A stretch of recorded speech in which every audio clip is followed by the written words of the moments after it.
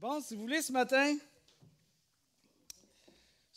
on va commencer le message, bien sûr. Commencer le message. Qu'est-ce que vous en pensez que je prends une petite gorgée d'eau? Pendant très longtemps, j'ai eu une relation d'amitié avec une certaine personne. Je vais garder anonymat pour le besoin de l'anonymat de cette personne-là. Puis cette relation-là que j'avais d'amitié avec cette personne-là était très précieuse pour moi. Pourquoi? Bien parce que cette personne était très précieuse pour moi. Puis un jour, puis depuis maintenant plusieurs années, cette relation a cessé d'être. Elle a cessé d'exister tout simplement. J'ai bien essayé de rétablir cette relation-là, mais sans succès. Je ne sais pas si ça vous est déjà arrivé. Hein? Puis t'essayes, puis finalement, ça ne marche pas. Tu as l'impression que tu pédales dans le vide puis que les choses ne marchent pas. Mais je me suis posé la question, mais pourquoi ça n'arrive pas?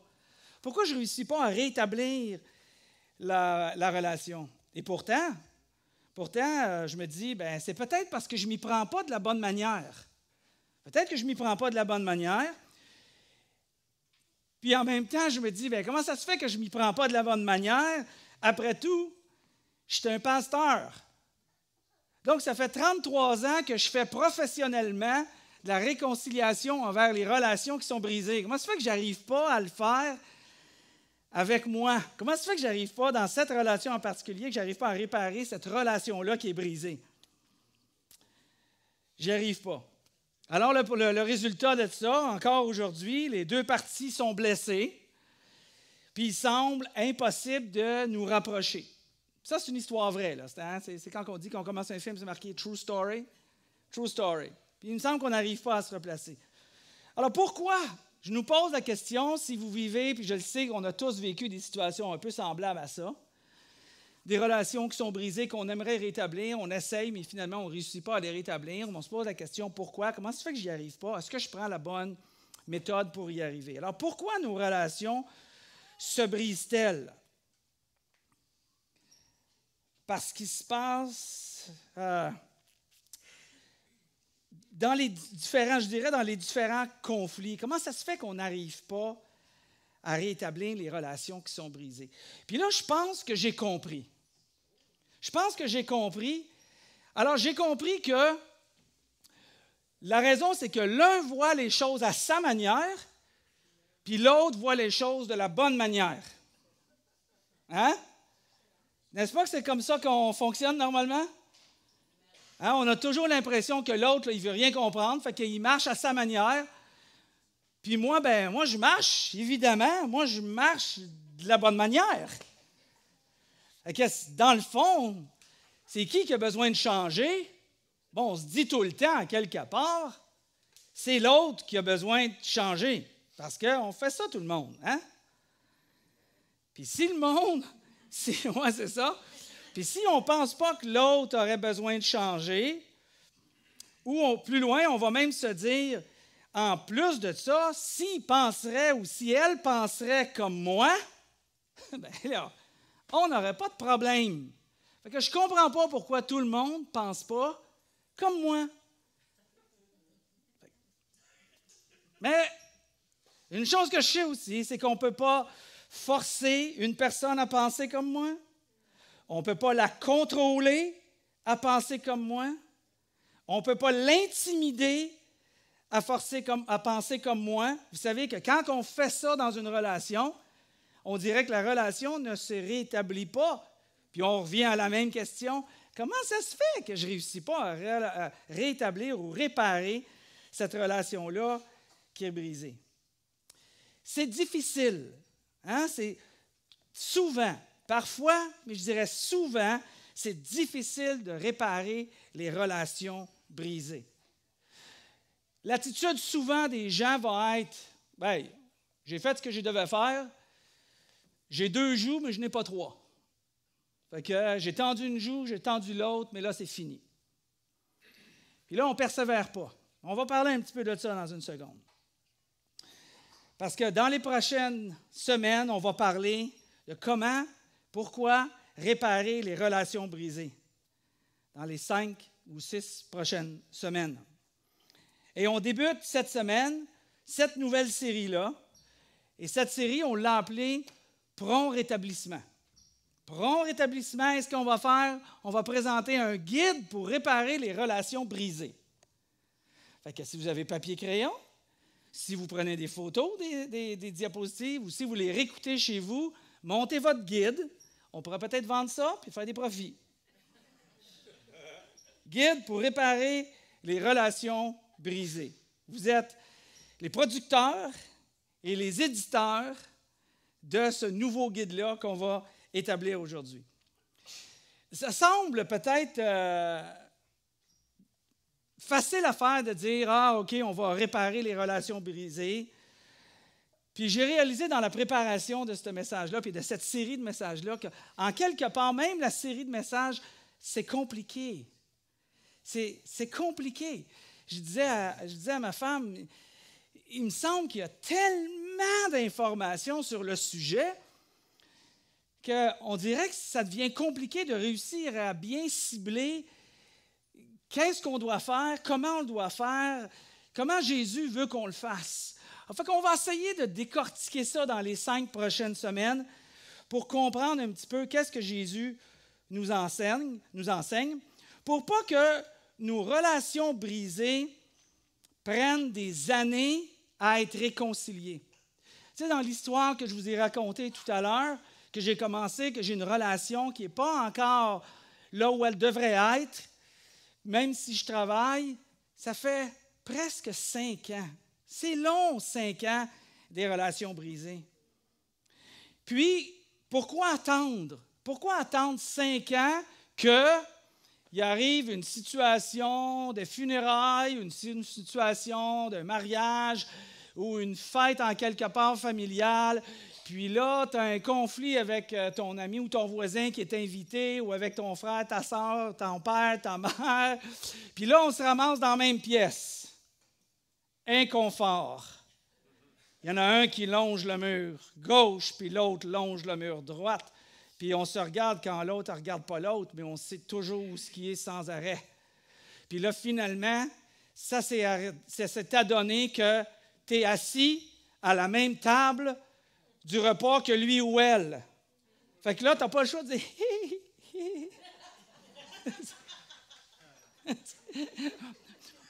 Pourquoi?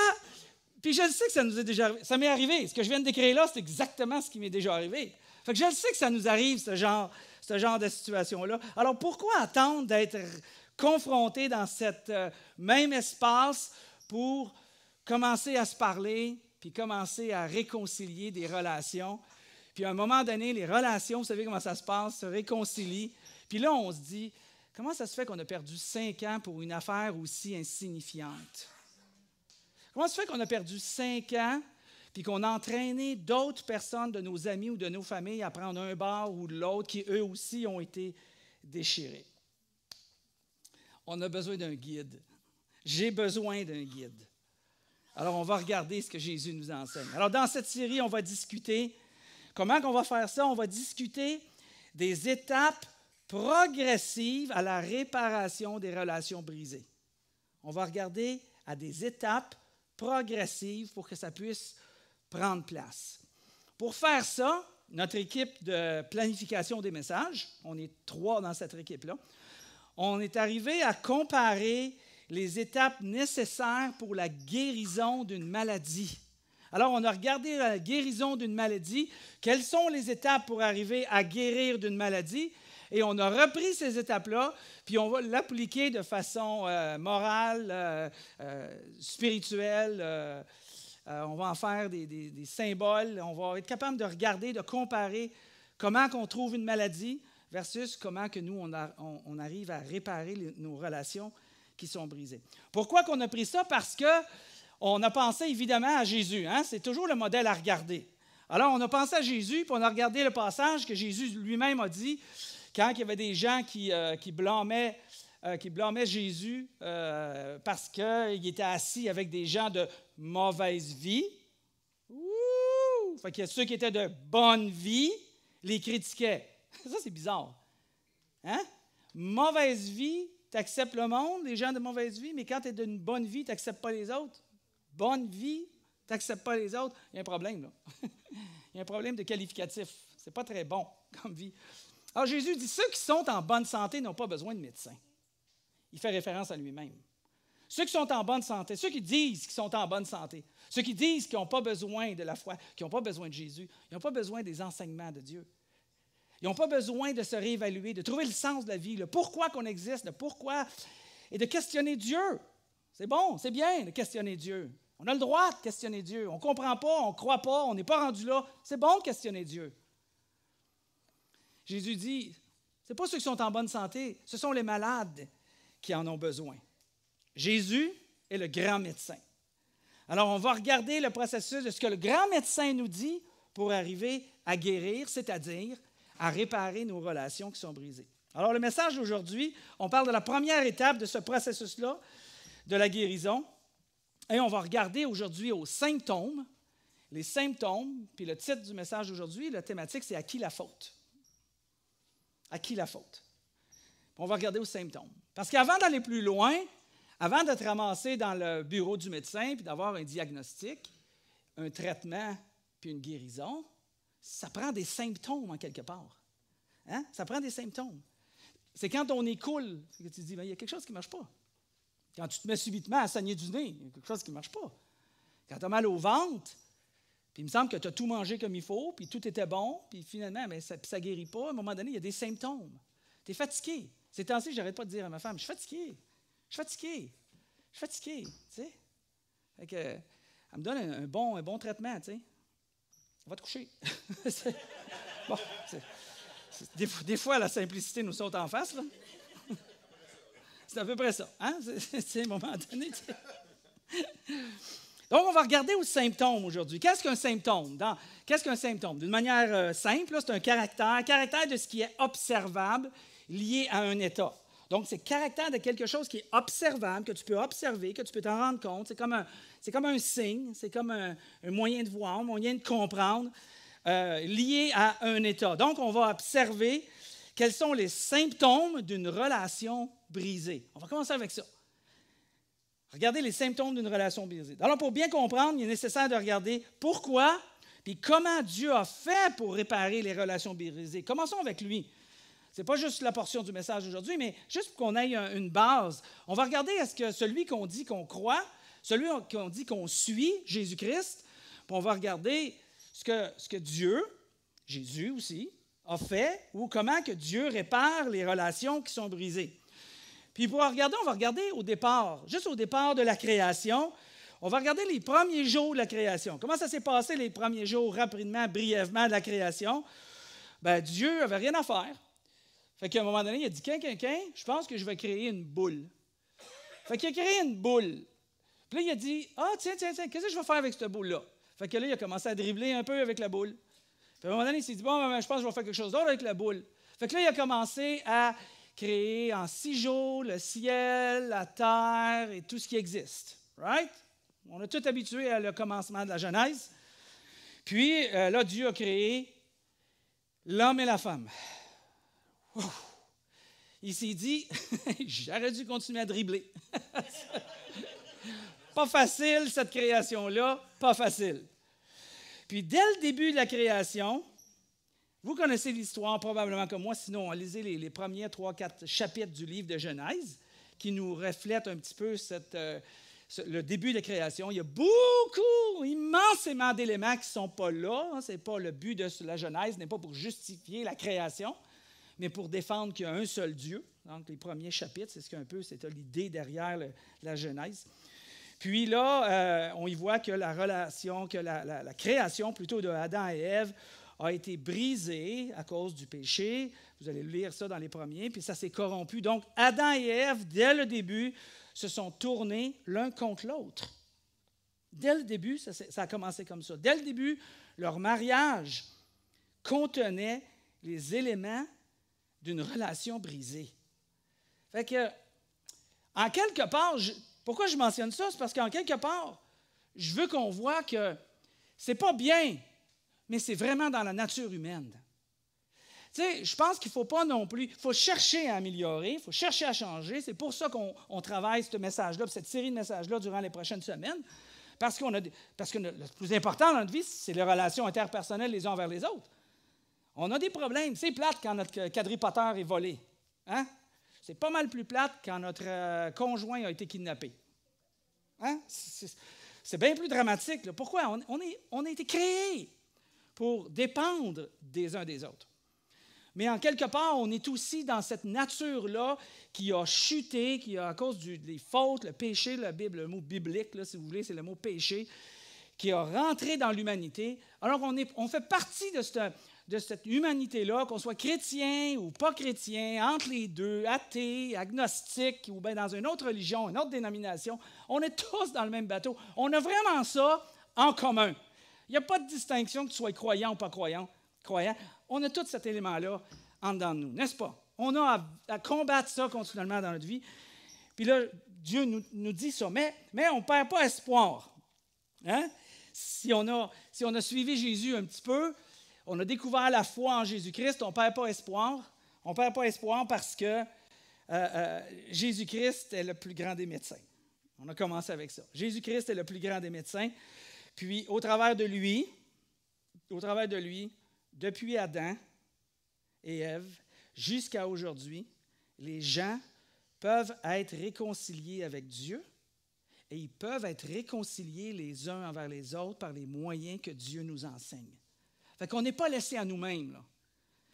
Quand une relation ne fonctionne pas, ce n'est pas vrai. Ce n'est pas vrai qu'il n'y a rien à faire, c'est fini. Ce n'est pas du tout le cas. Là. Particulièrement si on est chrétien, on sait que ça fait partie de la personne de Dieu et de Jésus-Christ que de vouloir, de désirer, d'ouvrir les bras pour la réconciliation. Tellement que l'apôtre Paul a écrit ça par rapport à Jésus en disant, en effet, Dieu en Christ. Dieu en Christ. Dans 2 Corinthiens 5, verset 18, tout cela est l'œuvre de Dieu qui nous a réconciliés. Hein? Dieu nous a réconciliés avec lui par Christ.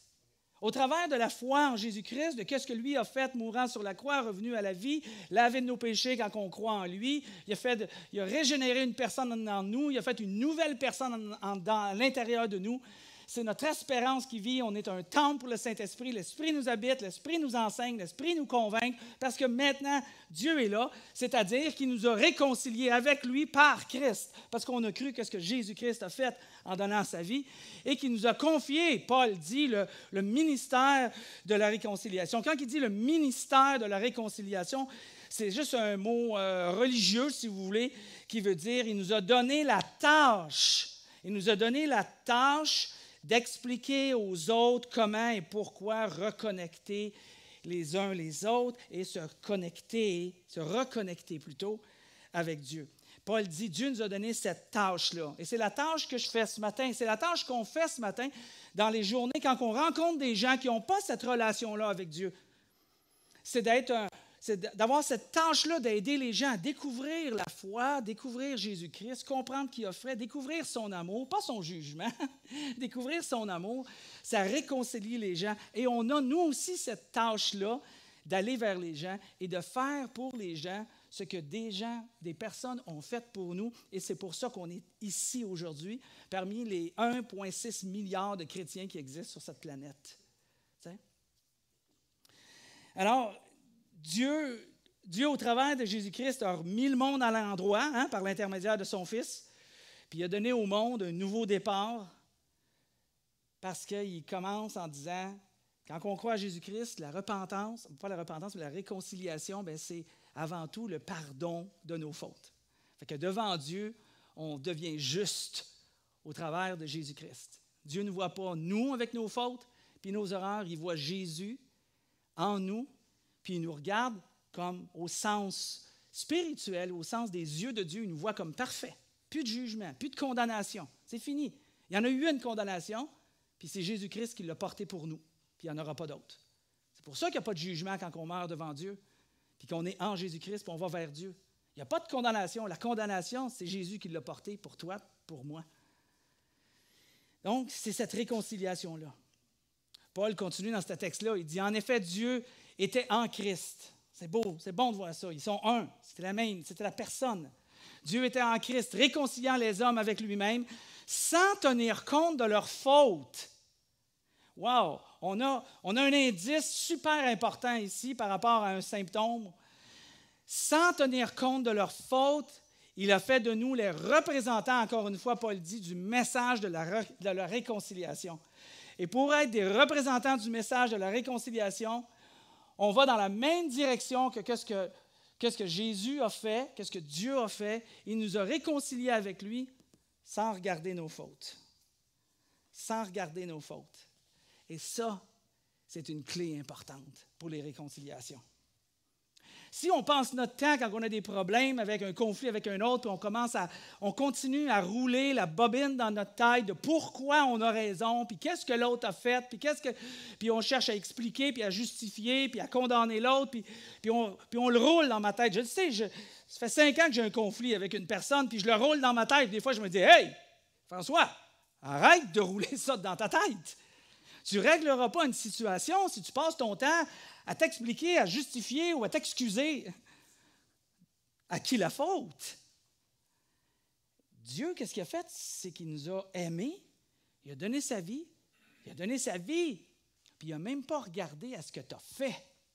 Il n'a pas regardé à tes fautes, il n'a pas dit « Oh non, non, non, oh elle, oh non, non, non, je ne peux pas, ben non, c'est fou qu'est-ce qu'elle a fait comme chose, elle. » Ah ben non, je ne peux pas me réconcilier avec elle. Non, non, il n'a pas regardé à tes fautes. Il n'a pas regardé à tes fautes. Quel indice important pour nous. La réconciliation des conflits, c'est un peu ce qu'il est en train d'expliquer là, c'est de comprendre, puis, je veux dire, la réconciliation des relations, c'est de pardonner l'autre, hein, sans chercher à savoir à qui est la faute. Mais ce n'est pas vraiment le but final. Quand Dieu nous a réconciliés, il n'a pas regardé à nos fautes, mais ce n'est pas le but final. Ce n'est pas l'objectif final de m'avoir pardonné de mes fautes. Ce n'est pas l'objectif final. Certains pourraient dire, bon, la résolution des conflits, hein, les raisons pour lesquelles il y a un conflit, ça c'est le but final. Non, ça, ce n'est pas le but final. Parce que si ça, c'est le but final, on n'arrivera très souvent pas de résoudre les conflits. Pourquoi? Bien, parce qu'on ne pense pas tous de la même manière. Ce n'est pas parce qu'on veut réconcilier une relation qu'il faut nécessairement s'entendre sur toutes les choses. Voyons donc. Ma femme pense d'une certaine manière, même si elle est dans l'erreur, puis moi j'ai raison. Elle pense d'une certaine manière. Mais comment se fait? On arrive à vivre ensemble? On arrive à s'aimer quand même. Même si on ne pense pas de la même manière, on n'a pas les mêmes priorités, on ne voit pas les choses de la même manière, on ne les explique pas de la même manière.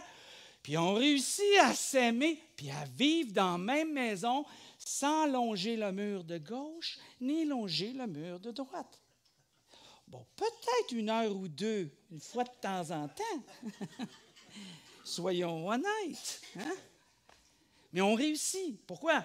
Parce que la résolution des conflits, les différences d'opinion, oui, on essaye, mais ce n'est pas le but principal.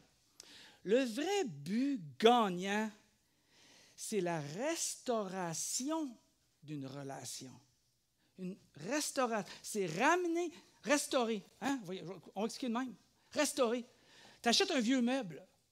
Tu achètes un vieux meuble, puis là, tu veux le restaurer. Qu'est-ce que tu vas faire? Tu vas-tu passer à la hache dessus, le mettre carrément en miettes, le ramener en cure-dent, puis après ça, essayer de faire quelque chose avec ça? Mais non! Tu vas sabler, tu vas enlever le vieux vernis, puis tu vas réparer le coin, puis tu vas solidifier, puis tu vas le ramener, tu vas lui donner un cachet, mais tu veux le rendre utilisable de nouveau. Hein? Bien, c'est ça, nos relations. Ce n'est pas juste pardonner quelqu'un. Ce n'est pas juste essayer d'avoir la même opinion.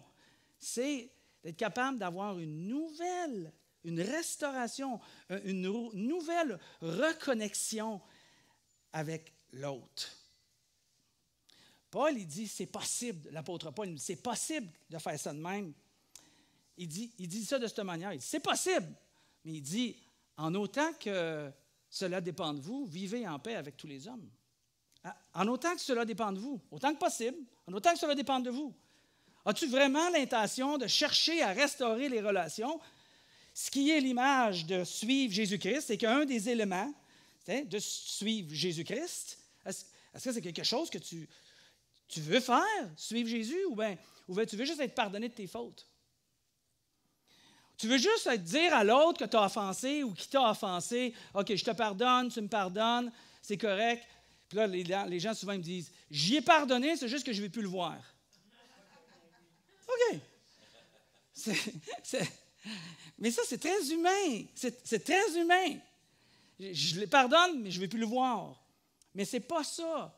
Ce n'est pas ça, restaurer une relation. Ce n'est pas ça, dans nos termes de notre message d'aujourd'hui, réparer une relation qui est brisée. En autant que ça vient de vous, soyez en paix avec tout le monde. Soyez réparés avec tout le monde.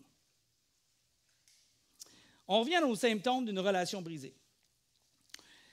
Lorsque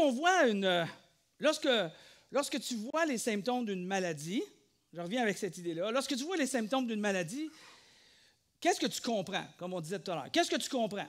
Ben, tu comprends que c'est un indice pour te dire que, justement, il y a quelque chose qui ne marche pas. C'est un signe que quelque chose en toi ou dans l'autre a besoin de soins. Hein?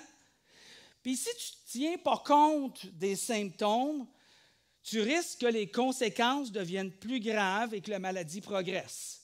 Ça vient d'arriver dans notre famille. Il y a quelqu'un dans la famille, un de notre famille qui, finalement, il avait une maladie, puis il y avait des symptômes, puis toutes sortes de symptômes, toutes sortes de douleurs, toutes sortes de saignements. Puis il ne faisait rien. Ça va attendre. Puis ça va aller de mieux en mieux. Ça va se guérir tout seul. Hein?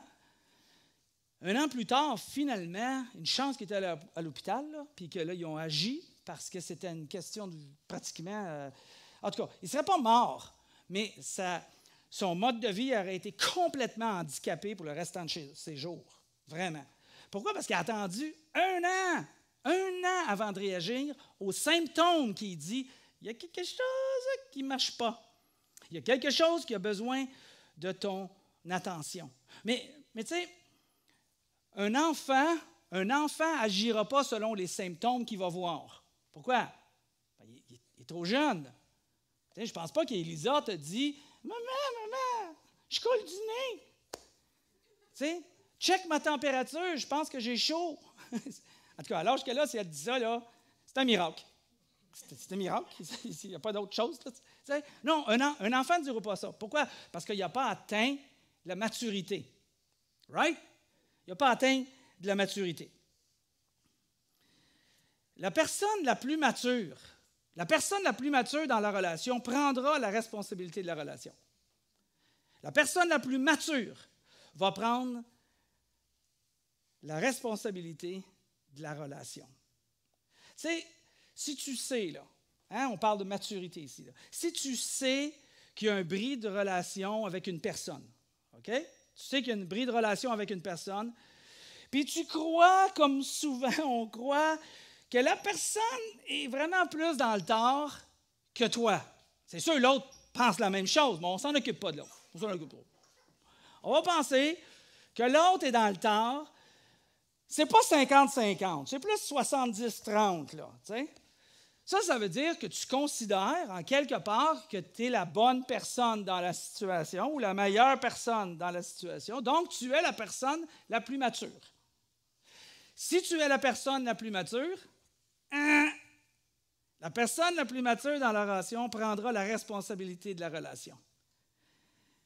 La personne va aller puis va essayer de réparer les pots qui sont cassés. Parce qu'on se considère la personne la plus mature. Parce qu'on pense que c'est l'autre qui est plus dans l'erreur que nous autres. Puis si c'est vrai, alors que celui qui pense que lui a plus raison que l'autre, bien, donc il est plus mature, qu'il prenne la relation en main, qu'il n'attende pas que l'autre fasse quelque chose. C'est toi qui es le mature.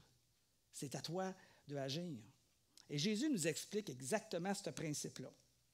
Jésus, il sait comment venir nous chercher. Quand je prépare particulièrement un message, puis je ne suis pas tout à fait ouvert à ce qu'il dit, jusqu'à temps qu'il le dise, puis Puis là, ça me bouleverse. Jésus dit, « Si donc, au moment de présenter ton offrande devant l'autel, on va arrêter là. Si donc, au moment de présenter ton offrande devant l'autel. » Jésus est en train d'expliquer ici, il fait une comparaison pour qu'on comprenne cette idée-là de prendre position par rapport à une situation si, exemple, on dit que nous sommes matures. Alors, il dit ici, au moment de ton offrande devant l'autel, qu'est-ce qui se passe? Le contexte que Jésus nous amène, il dit, c'est des Juifs, bien sûr. Jésus était Juif, puis les gens se rendaient au temple, puis ils se rendaient devant l'autel où ils offraient un sacrifice. Ils offraient un sacrifice devant l'autel, mais c'était la loi juive qui avait différents moyens de s'approcher de Dieu. Et de s'approcher, c'est justement que tu vas au temple, tu vas voir le prêtre, ce qu'il appelle aussi un sacrificateur, celui qui sacrifie les... Alors, il dit, tu vas aller à l'autel, tu vas aller au temple, puis tu vas emmener des galettes, tu vas emmener du pain, ça va être parfumé, il va avoir une odeur, il va avoir un goût. Ensuite, tu vas amener ton animal, puis tu vas prendre cet animal-là que tu vas tuer, puis ça va être au sacrificateur, puis il y a une partie de cette offrande-là qui va servir à être brûlée, consumée, qui va monter devant Dieu comme une bonne odeur. Puis le restant va être mangé par le sacrificateur, pour ceux qui faisaient le service. Alors, Jésus dit, imaginez-vous que vous vous rendez à l'autel, pas à l'autel H-O-T-E-L, elle apportera F-A-U-T-E-L. Essayez pas. Le pasteur, il a dit qu'on peut aller à l'autel. Puis, il dit, là, vous allez avoir votre animal, vous allez avoir votre sacrifice, puis vous allez offrir un présent. Mais ce présent-là que Jésus parle, ce n'est pas un présent, ce n'est pas un sacrifice comme d'autres types de sacrifices qu'on voit dans la loi juive qui était laissée à Israël, qui était pour les péchés, les fautes, les erreurs des gens. Puis il devait amener un animal, puis il devait le brûler, puis c'était consumé, et non pas consommé par le sacrificateur. Puis il dit, non, ce n'est pas ce genre-là, Jésus dit. C'est vraiment celui qui arrive, puis il est reconnaissant.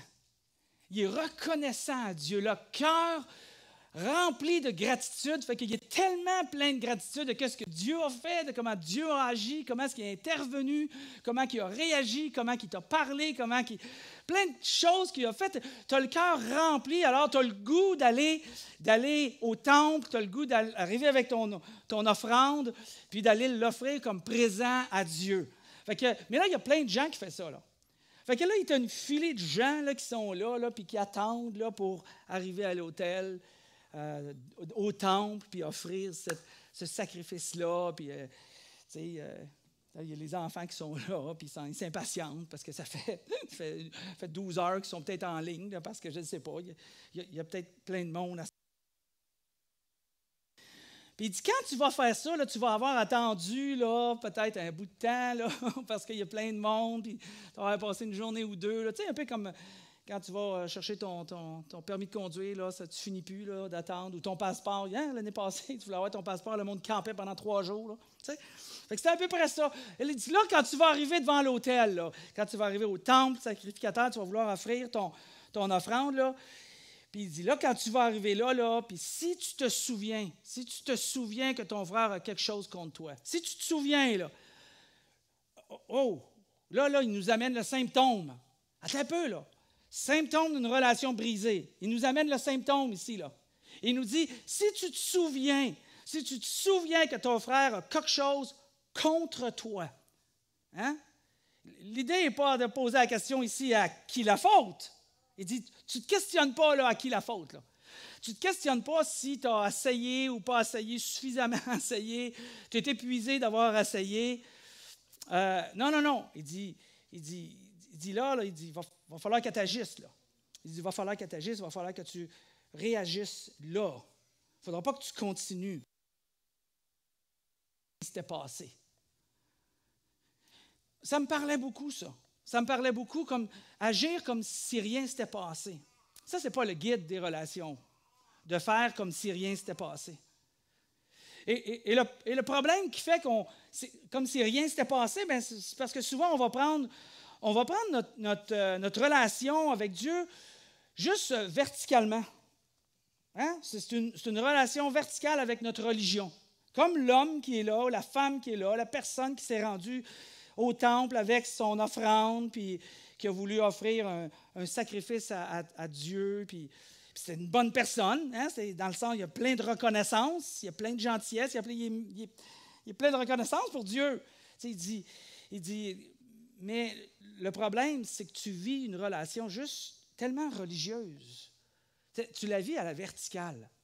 Tu la vis à la verticale. Tu la vis entre toi et Dieu. Entre Dieu et toi, toi et Dieu. Mais si tu la vis juste de même, on devient très, très, très religieux quand on oublie de la vivre à l'horizontale. Quand on oublie de la vivre à l'horizontale. Quand on oublie de la vivre avec les croyants autour de nous, les non-croyants autour de nous. Hein? Souvent, on a l'impression que la foi, ça se limite peut-être à ma relation avec Dieu, le dimanche matin principalement, qui est un moment fort quand même dans notre vie chrétienne. Puis on a l'impression que Dieu va être satisfait. Je suis venu à l'église dimanche matin. Dieu va être satisfait. J'ai un cœur reconnaissant. Dieu va être satisfait. Pas vraiment. Pas vraiment. On peut se complaire, puis on peut se fermer les yeux en disant « J'ai fait ça, c'est suffisant. Dieu, il me regarde, puis il dit « François, t'es tellement fin. T'es tellement bon. Tu prêches. Tu as travaillé toute la semaine pour travailler ta prêche. Félicitations, François. Good job. Mais t'oublies la relation qui se trouve être horizontale autour de nous. T'sais? Dieu, au contraire, nous amène à aimer les gens qui sont visibles pour démontrer l'amour qu'on a envers Dieu qui n'est pas visible. Mais pour rendre ça, l'invisible visible, il dit aimer les gens qui sont autour de nous. Puis dans le contexte ici, il nous dit de l'aimer en pratique les uns envers les autres quand, justement, il y a une relation qui est brisée. Une relation qui est brisée. Jean dit à un moment donné par rapport à cette idée-là, il dit, s'il n'aime pas son frère qu'il voit, si je ne t'aime pas, que je te vois, hein, il ne peut pas aimer Dieu qu'il ne voit pas. Ça, c'est lourd. Ça, c'est comme une claque en pleine ma face. Comment je peux dire que j'aime Michaël? Comment je peux dire plutôt que j'aime Dieu si je n'aime pas Michaël? Si je ne me réconcilie pas à chercher à me réconcilier si on aurait un conflit, exemple. C'est facile de se croire puis de dire qu'on aime Dieu quand on vit comme si on était seul sur une île déserte. Jésus dit, c'est pas de même qu'il faut vivre. Vivez pas comme ceux qui ne croient pas. Vivez comme ceux qui croyaient. Et quand on croit, on veut servir Dieu. Puis on veut apprendre comment plaire à Dieu, comment l'aimer, comment le rejoindre. Fait que Jésus il continue dans son illustration. Puis il dit, laisse là ton offrande devant l'autel. Si tu te souviens que ton frère a quelque chose contre toi, ta relation horizontale est plus importante que ta relation verticale. Oh! Il dit, même si tu as le cœur reconnaissant, tu es un bon chrétien. Il ne dit pas que tu n'es pas un bon chrétien. Il ne dit pas que tu n'es pas gentil. Il ne dit pas que tu négliges. Il ne dit pas que tu n'as pas de cœur. Au contraire, tu es là. Jésus fait référence, tu veux te rendre au temple, tu veux offrir une offrande à Dieu. Au contraire, il dit, tu as bon cœur. Tu veux vraiment servir Dieu, tu veux vraiment suivre Jésus-Christ, tu veux vraiment apprendre de lui, tu veux vraiment t'impliquer. Mais il dit, si tu veux faire ça, oublie pas le symptôme d'une relation brisée parce que c'est ça qui est important, de réparer ces relations-là. Il dit, quand tu vas te souvenir, ce symptôme-là, tu vas le voir, tu vas t'en souvenir. Et voilà le symptôme que tu as un conflit avec quelqu'un. Laisse ton offrande là. Ouais, mais Dieu, es-tu sérieux? Ça fait 12 heures que j'attends pour me rendre devant le sacrificateur qui va sacrifier mon offrande, mon don, mon présent à toi. Tu veux que je laisse ça là, puis tu veux que je reparte? Y a-t-il quelqu'un qui va garder ma place? Tu sais, ça fait quand même 12 heures qu'on attend, là. Puis l'autre en arrière, il dit, non, il dit, je ne peux pas non plus, parce que je viens d'entendre la même chose que toi. Il faut que je parte. Tu sais, je ne pourrais pas protéger ta place. Laisse ton offrande qui est là. Laisse ton offrande qui est là. Laisse ton présent. Puis il dit, va d'abord te réconcilier avec ton frère. Cherche premièrement la réconciliation. Faisons les choses par priorité. Dans la priorité de Dieu, dans l'ordre de Dieu. Ce qui est de première importance, c'est de se réconcilier quand on sait que quelqu'un a quelque chose contre nous. De chercher la réconciliation. Va faire la paix, Jésus dit. En autant que cela dépend de toi. Va faire la paix. Puis ici, là, je ne l'ai pas dit tantôt, mais c'est super important. Ce genre de relation-là qu'on parle ici, bien sûr, écoutez-moi bien, là. Je ne parle pas ici, puis Jésus ne parlait pas ici, d'une relation dangereuse ou une relation toxique. On est d'accord avec ça, là? On comprend la différence, là? Tu sais, tu ne vas pas voir ton agresseur, là, ton abuseur, là. Il y a d'autres. Le guide, il est différent pour ça. Il y a une clause. Il y a une clause différente. On en reparlera à un moment donné. On parle des relations normales qu'on brise pour une bouchée de pain ou pour quelque chose qui est vraiment pardonnable et banal. Très souvent, c'est banal. Alors, il dit, va te réconcilier avec ton frère, va faire la paix. Donc, je vous encourage à adopter le comportement qui dit, je ferai les premiers pas, même si l'autre s'est éloigné en premier. C'est ça. Ça, c'est la position que Jésus est en train de nous enseigner. Je ferai les premiers pas, même si l'autre s'est éloigné en premier. Pourquoi je ferai les premiers pas? Parce que, n'est-ce pas que c'est moi qui est mature dans la relation? Et c'est moi qui est responsable de la relation parce que je suis le plus mature dans la relation. Et si je considère que je suis mature dans la relation, Jésus nous dit, toi, fais le premier pas. Fais le premier pas de celui qui s'est éloigné. C'est difficile de réparer les relations brisées. Puis souvent, c'est difficile de réparer les relations brisées malgré qu'on a un cœur plein de reconnaissance puis qu'on aime Dieu puis notre cœur est très ouvert. C'est parce que, comme Jésus nous a expliqué, on fait souvent les choses dans le désordre. C'est comme la guérison. Hein? C'est comme la guérison, le modèle qu'on voulait prendre durant cette série. Tu observes les symptômes, tu reçois un diagnostic à cause des symptômes, tu trouves un traitement, puis après ça, la guérison va s'opérer. Juste normalement. Et c'est la même chose avec Dieu. Parce que tu veux aimer Dieu. Parce que tu veux aimer Dieu. Parce que tu veux aimer Dieu. Parce que je veux aimer Dieu. Tu observes tes relations. Tu te souviens que quelqu'un a quelque chose contre toi parce que tu l'as blessé, parce qu'il a été blessé, volontaire, involontaire. Tu fais les premiers pas pour réparer la relation brisée, puis tu te souviens avec un cœur, tu reviens à Dieu après avec un cœur plein de gratitude envers Dieu. Puis là, Jésus dit, quand tu auras fait ça, il dit là, tu présenteras ton offrande. Là, tu présenteras ton offrande. Quand tu auras fait ces étapes-là. Mais ne faisons pas les choses à l'envers. On va devenir religieux puis on va blesser du monde autour de nous. Mais faisons les choses dans le même ordre que Jésus nous a donné. Pourquoi? Parce que c'est important de se réconcilier avant de s'approcher. C'est un symptôme. Un symptôme, c'est le signe de la maladie qu'on veut traiter, éventuellement. Si on croit à la parole de Dieu, ça ne change pas grand monde. Mais si on fait les choses avec ce qu'on croit, là, ça va changer les gens. Ça va changer les relations qu'on a autour de nous.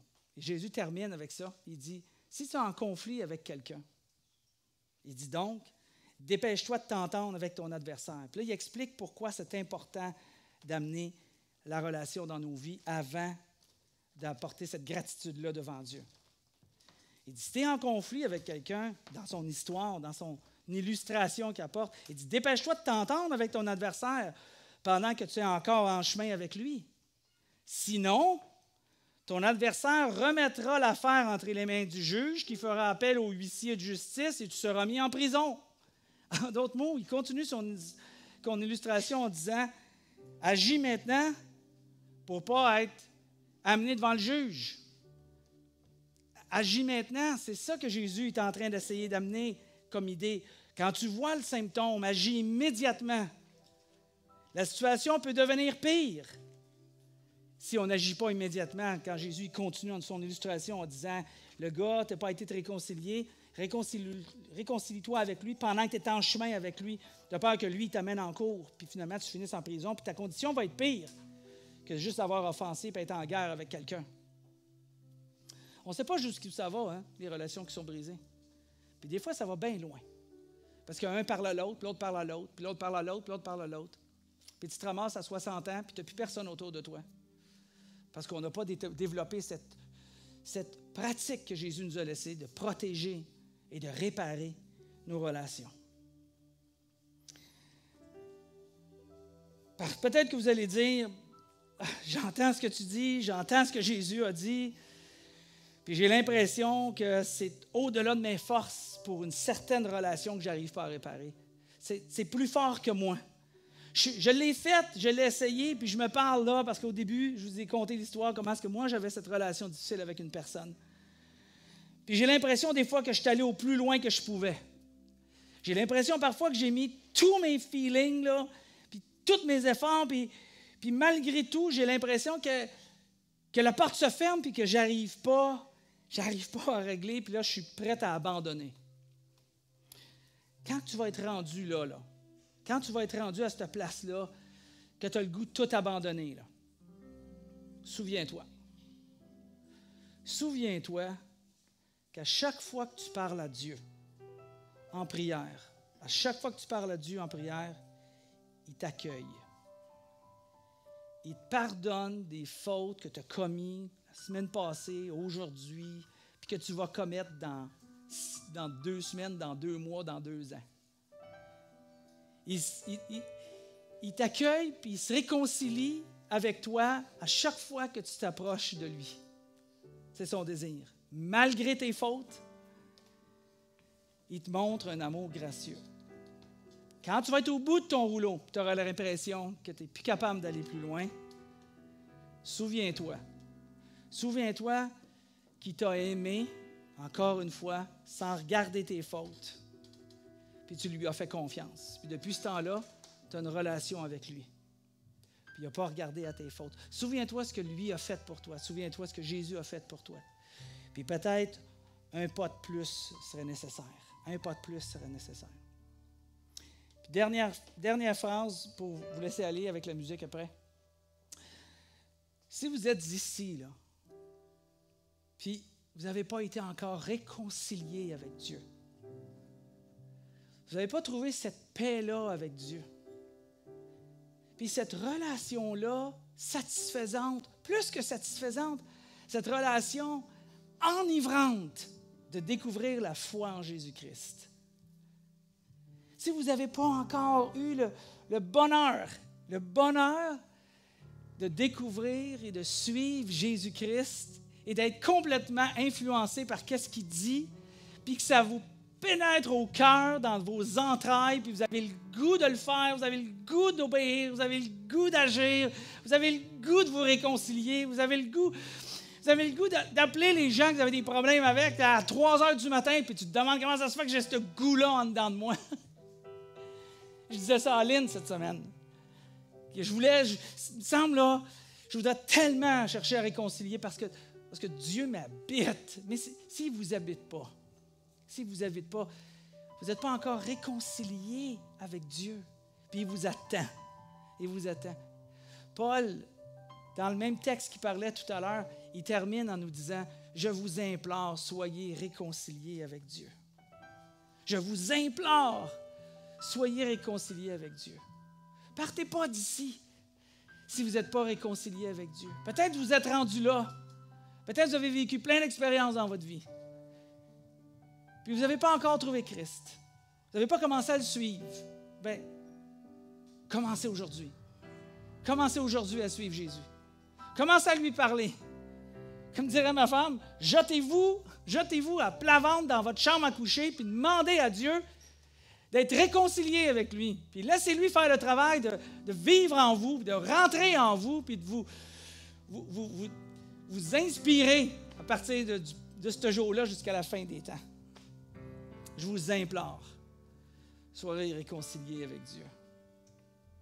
C'est le but de l'Église, d'être réconcilié avec Dieu. Père éternel, Seigneur, je voudrais te prier pour ceux qui ne te connaissent pas et qui voudraient te connaître, qui n'arrivent pas à te connaître, qui n'arrivent pas à te suivre, qui n'arrivent pas à être transformés quand ils regardent autour d'eux. Puis peut-être qu'ils voudraient être comme ça, mais qui n'arrivent pas à le saisir, à le sentir.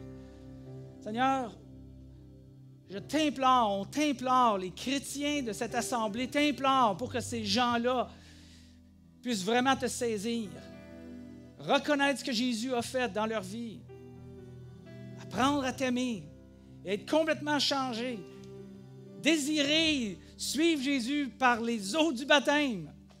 Je te demanderais, je t'implore pour eux, parce que Paul implorait aussi à ceux qui ne connaissent pas Jésus. Et pour nous, cette semaine, aide-nous à regarder ce que Jésus nous a enseigné, regarder à cette illustration-là et d'évaluer, est-ce qu'il y a des gens qu'on sait qui ont quelque chose contre nous, qu'on n'a jamais fait les pas, ou qu'on a arrêté de faire les pas, parce qu'on a baissé les bras.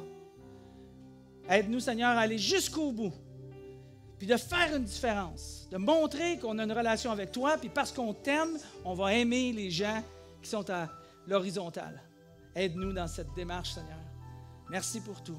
Merci pour Jésus, merci pour toi de nous enseigner puis de nous rafraîchir continuellement. C'est en Jésus qu'on te prie, Père. Amen.